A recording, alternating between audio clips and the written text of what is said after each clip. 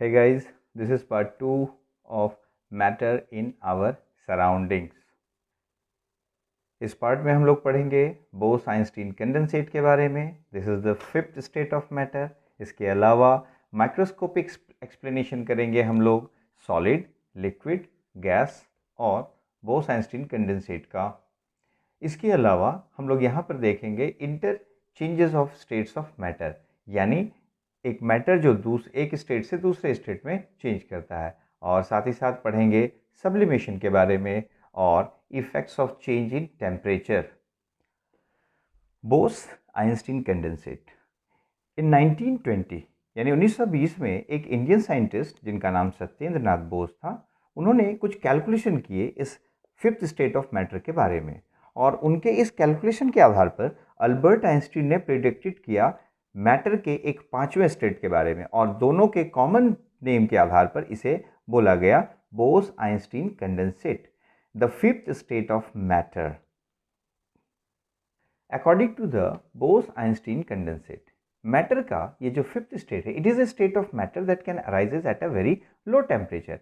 यानी ये जो स्टेट है मैटर का, वो टेम्परेचर का सबसे कम वैल्यू पर, सबसे कम टेम्परेचर पर इसकी मान्यता यानी ये अराइज होता है. और अपने इस काम के लिए उन दोनों को कॉमन रूप से नोबेल प्राइज भी मिला. It is all about molecules that are really close to each other, even closer than atoms in a solid. मतलब अगर हम इस फिफ्थ स्टेट के बारे में बात करते हैं तो इसमें मॉलिक्यूल्स जो है ये सॉलिड के तुलना में भी एक दूसरे से काफ़ी नज़दीक होते हैं. सॉलिड के बीच में निश्चित तौर पर सॉलिड में सटे होते हैं, लेकिन सॉलिड से भी ज़्यादा फिफ्थ स्टेट ऑफ मैटर में पार्टिकल्स जो हैं एक दूसरे से सटे हुए होते हैं. Now the microscopic explanation of solid. अगर हम सॉलिड्स के माइक्रोस्कोपिक एक्सप्लेनेशन की बात करें तो जरा यहाँ पर देखा जाए, solids have a different shape and volume. Solid के शेप और वॉल्यूम डिफरेंट होते हैं because the particles are locked into a place, क्योंकि इसके जो पार्टिकल्स हैं वो बिल्कुल अपनी जगह पर लॉक्ड होते हैं. Solids do not flow easily because the particles can not move past one another. इसके जो सॉलिड जो होते हैं वो फ्लो नहीं कर सकते क्योंकि इसके पार्टिकल्स एक दूसरे पर मूव नहीं कर सकते. Solids are not easily compressible. Solids जो होते हैं वो इजीली कंप्रेसिबल नहीं होते हैं because there is no space between it, क्योंकि उसके दोनों के बीच में, पार्टिकल्स के बीच में कोई स्पेस नहीं होता है. Microscopic explanation of liquids. Liquids are not easily compressible and have a different volume because there is a little free space between particles.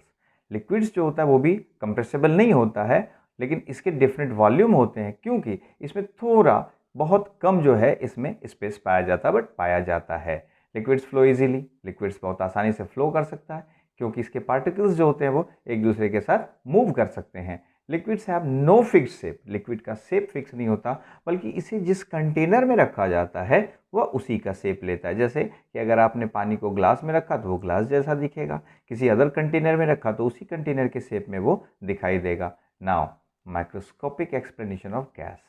So gases are easily compressible. Gas को बहुत आसानी से दबाया जा सकता है because there is a great deal of free space between particles, क्योंकि gases में पार्टिकल्स के बीच में काफ़ी फ्री स्पेस होते हैं. And that is why gas के जो पार्टिकल्स होते हैं वो रैंडमली मूव कर सकते हैं.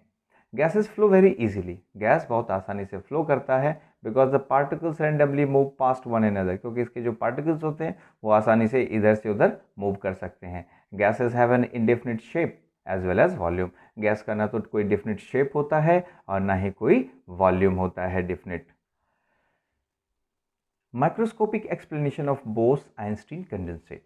Particles are less energetic than solids. इसमें जो पार्टिकल्स होते हैं यानी बोस-आइंस्टीन कंडेंसेट में जो पार्टिकल्स होते हैं वो सॉलिड के मुकाबले लेस एनर्जेटिक होते हैं, उसमें ऊर्जा कम होता है because it exist at very low temperature. इसका कारण है क्योंकि ये बहुत ही कम टेम्परेचर पर इसका अस्तित्व होता है. Particles are literally indistinguishable because they are locked into same space. चूँकि यहाँ पर पार्टिकल्स के बीच में सॉलिड की तुलना में और भी कम स्पेस होता है, इसीलिए इसे हम डिस्टिंग्विश यानी अंतर इसमें नहीं कर पाते हैं. It shows super fluidity because it can flow without friction. इसमें फ्लूइडिटी, सुपर फ्लूइडिटी पाई जाती है क्योंकि ये बहुत तेजी से फ्लो करते हैं विदाउट फ्रिक्शन, बिना फ्रिक्शन के ये फ्लो करते हैं। Now the interchange of state of matter, यानी जब एक मैटर एक स्टेट से दूसरे स्टेट में बदलता है तो उसे हम कहते हैं interchange in state of matter. Where can water can exist in all three state, water तीनों ही स्टेट में पाया जाता है, जैसे सॉलिड के रूप में या सॉलिड में या आइस के रूप में होता है, लिक्विड में या वाटर के रूप में होता है, गैस के में या वाटर वेपर के रूप में होता है। Now the next topic is our sublimation. What is called sublimation? तो बच्चों, आपने कई बार ऐसे देखा होगा कि जैसे हमारे घर में आरती होती है तो जो कैम्फर यानी कपूर, कपूर को अगर उसमें आग लगाया जाता है आरती के लिए, तो वह पहले तो कपूर सॉलिड के रूप में होता है, लेकिन जब उसमें आग लगती है तो सॉलिड से वह सीधा गैस में तब्दील हो जाता है बिना लिक्विड में चेंज हुए। इस प्रोसेस को ही हम लोग कहते हैं sublimation. So the changing of solid directly into vapour, यानी एक सॉलिड का डायरेक्टली वेपर में बदल जाना ऑन हीटिंग, गर्म करने पर, एंड वेपर इनटू सॉलिड, और या फिर वेपर से सॉलिड में बदल जाना ऑन कूलिंग, ठंडा करने पर, इज कॉल्ड सब्लिमेशन। इसे हम सब्लिमेशन कहते हैं। एग्जाम्पल के रूप में अमोनियम क्लोराइड है, कैम्फर है और आयोडीन है। So student, this was all about the part 2।